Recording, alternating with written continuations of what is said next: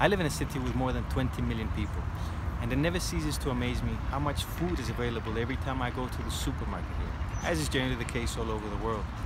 Now consider that agriculture is responsible for 20% of global warming, uses 70% of our freshwater resources, and uses herbicides and fertilizers which are washed to our rivers and seas. Presently, food comes from agriculture that is unsustainable technically, financially, and environmentally. We believe there should be no conflict between sustainability and profitability. We believe that a successful project has as an indispensable condition the relentless search for efficient and sustainable practices. We apply this belief in all sectors of agribusiness we work in.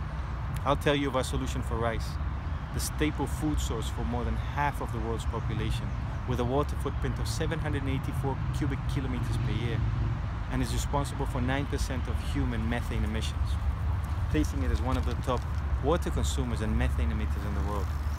In Brazil, it is usually the only crop a rice farmer has as a source of income annually.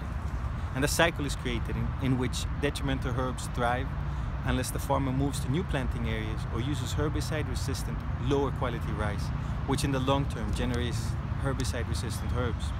The solution we propose allows for rice to prosper without loss of yields in rotation with a profitable winter crop and a different profitable summer crop via the implementation of a purpose-designed irrigation system in fields previously overlooked for this purpose.